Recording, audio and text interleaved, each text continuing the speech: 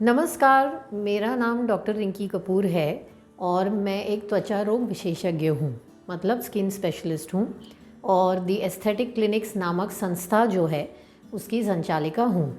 हमारे क्लिनिक्स त्वचा रोग, बालों की समस्या और कॉस्मेटिक सर्जरी जैसी जो लोगों को परेशानी होती है उसके लिए हम स्पेशलिस्ट जो हमारी तकनीक वगैरह हमारे पास है और हमारे पास एक्सपर्टीज़ है उससे लोगों की मदद करते हैं।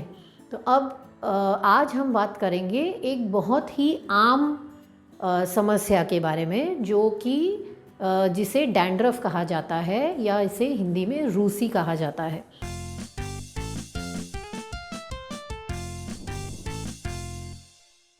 अब डैंड्रफ जो है वो ऑलमोस्ट हर किसी को ये प्रॉब्लम कभी ना कभी अपनी ज़िंदगी में रहती है और ये बहुत कॉमन तकलीफ़ है। डैंड्रफ एक्चुअली होता क्या है और इसके इलाज क्या हैं ये आज हम जानने की कोशिश करेंगे।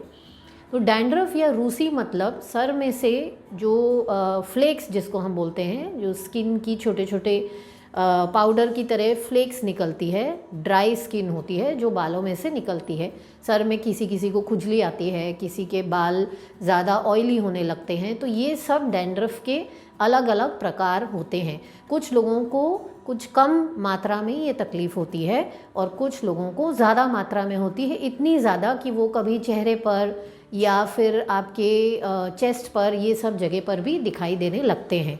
तो इसे डैंड्रफ या रूसी कहा जाता है। और इसका जो कारण है वह यह है कि एक तरह की फंगस होती है जिसे पिटीरियासिस सिक्का कहा जाता है।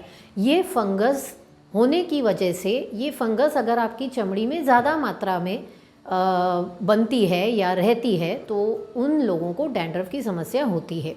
अब ये हो सकता है आपके सर पर हो, मतलब स्कैल्प पर हो, या कुछ लोगों के माथे पर हो सकता है, कुछ लोगों के आईब्रोज़ पर हो सकता है, जो भौएँ होती है उस पर हो सकता है। जैसे आप हाथ चलाएं भौं पर तो पपड़ी निकलती है, वैसा हो सकता है। कुछ लोगों को चेहरे पर, दाढ़ी के एरिया में, जो मूंछ होती है उस एरिया में, या फिर बैक पर और चेस्ट पर भी हो सकता है।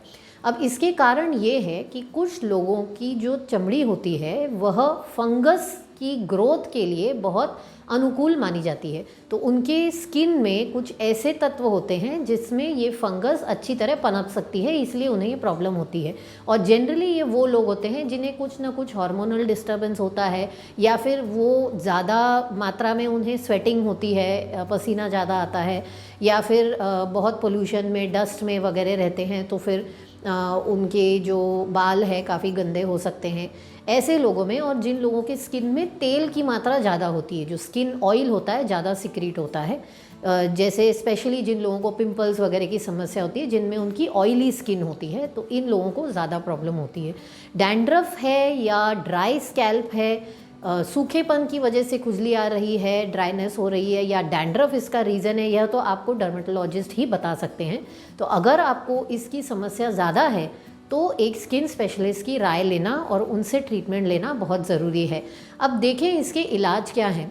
कुछ घरेलू नुस्खे हैं जो हम कर सकते हैं। जैसे अगर डैंड्रफ की मात्रा कम है तो हम अपने बालों को हफ्ते में 2 या 3 दिन ज़रूर धोएं, और एक एंटी डैंड्रफ शैम्पूज़ मार्केट में बहुत अवेलेबल हैं, वे आप यूज़ कर सकते हैं। अपने बालों की कंघी अच्छे से करें। कुछ लोग होते हैं जो बाल धो के ऐसे ही निकल जाते हैं, वो बालों की कंघी नहीं करते हैं, तो कंघी भी एक तरह का प्रिवेंटिव मेजर है जो डैंड्रफ को कम कर सकता है।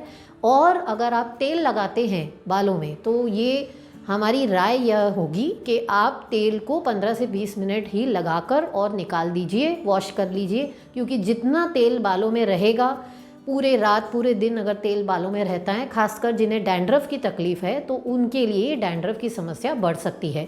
खाने पीने में ज़्यादा स्पाइसी, ज़्यादा ऑयली और ज़्यादा कलर वाली चीज़ें ना खाएं। जिन्हें गैस्ट्राइटिस और एसिडिटी की तकलीफ़ होती है उनमें भी डैंड्रफ की मात्रा ज़्यादा होती है। तो ये कुछ घरेलू नुस्खे हैं। साथ ही साथ कुछ लोग दही बालों में लगा सकते हैं। दही भी अच्छा काम करता है एंटी डैंड्रफ के हिसाब से, और एग वाइट अगर आप लगा सकते हैं तो वह भी काम कर सकता है। और कभी अगर डैंड्रफ ज़्यादा हो तो नींबू का रस भी आप दही में डालकर बालों पर लगा सकते हैं और फिर धो सकते हैं। और अगर डैंड्रफ ज़्यादा है तो प्लीज़ डॉक्टर की सलाह लीजिए। आपको एंटी फंगल मेडिसिन्स प्रिस्क्राइब की जाएंगी, कुछ टाइम तक वो लेने से फंगस की मात्रा स्किन में कम हो जाती है। कुछ शैम्पूज़ जो मेडिकेटेड होते हैं, कुछ सॉल्यूशंस जो बाल में लगाने होते हैं, ये डॉक्टर्स आपको प्रिस्क्राइब कर सकते हैं। डैंड्रफ ऐसा नहीं है कि एक बार इलाज करने से पूरी तरह हमेशा के लिए चला जाएगा, इसे मेंटेनेंस में रखना पड़ता है। तो इलाज करने के बाद इसको मेंटेनेंस की ज़रूरत होती है, जो आप शैम्पू के इस्तेमाल से, बाल रेगुलर धोने के इस्तेमाल से, अच्छी लाइफस्टाइल और डाइट के इस्तेमाल से, और ज़रूरत पड़ने पर डॉक्टर की सलाह से इसे अच्छे से मैनेज कर सकते हैं। अब विंटर आ रहा है, सर्दियाँ आ रही हैं, इसमें डैंड्रफ की समस्या ज़्यादा हो सकती है, तो अपने बालों का ध्यान रखिए। नमस्कार।